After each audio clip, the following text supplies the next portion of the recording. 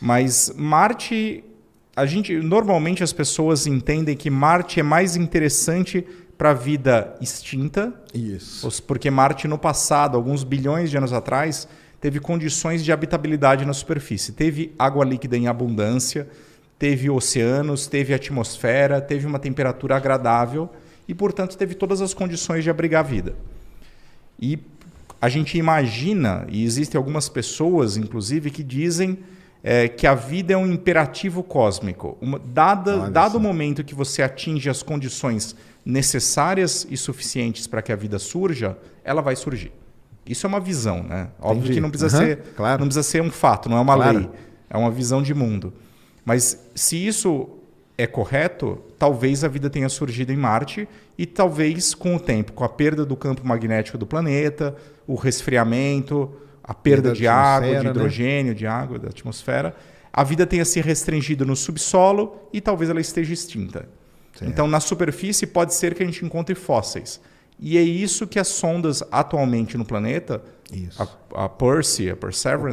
O Perseverance está lá atrás disso, né? Está atrás de resquícios dessas células que podem ter vivido bilhões de anos atrás. E é alguma das coisas que a gente faz no Sirius, por exemplo, também, né? A gente desenvolve metodologias para procurar por esses sinais de vida muito antiga. Isso. Agora, os equipamentos que ela levou são alguns até parecidos com ali, né? Com o Watson, Sherlock, né? Que é a maneira ali de como encontrar o tal dos fósseis de micro-organismos, né? Sim, as técnicas elas são baseadas naquilo que a gente desenvolve em laboratório. Então, é mais ou menos a mesma coisa miniaturizado, né? Claro que a gente não vai mandar um Sirius para Marte, né? Ainda não. Ainda não, né? Um dia. Mas quem sabe... Mas a gente manda equipamentos miniaturizados que conseguem fazer alguns experimentos e planeja também trazer amostras de Marte para a Terra para trazer para o Sirius e outros grandes equipamentos como esse. Agora, então Marte a gente se baseia mais em vida extinta. Em Europa e em Célados, a gente pensa mais em vida atual, presente e viva, né? Exato. Realmente, metabolicamente ativa. Porque...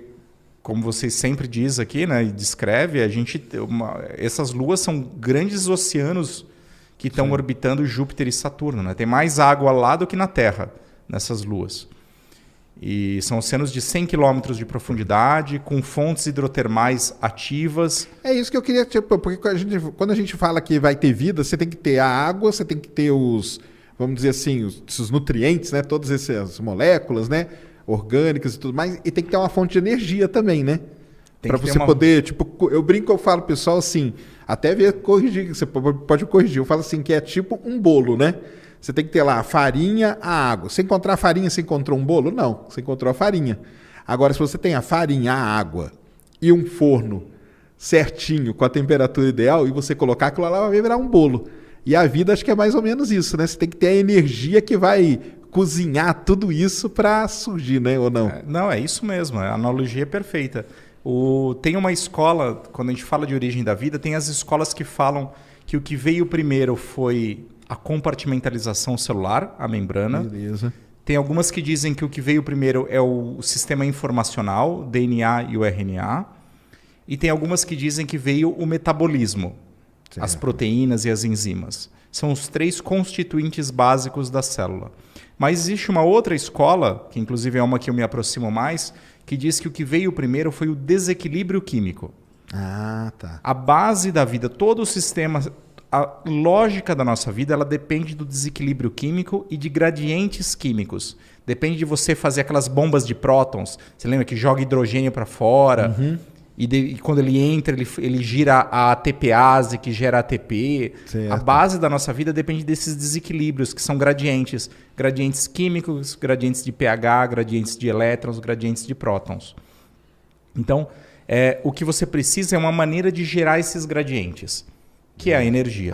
Uma fonte de energia. Isso. É uma fonte de energia. É que tem que ser uma fonte de energia capaz de gerar desequilíbrios químicos. Certo. Se você tem isso, você tem a base para a vida como a gente conhece. E aí as fontes hidrotermais seriam esse local, né? Por isso tem várias teorias de origem da vida do nosso próprio planeta que colocam o lugar da origem da vida nas fontes hidrotermais submarinas. Isso.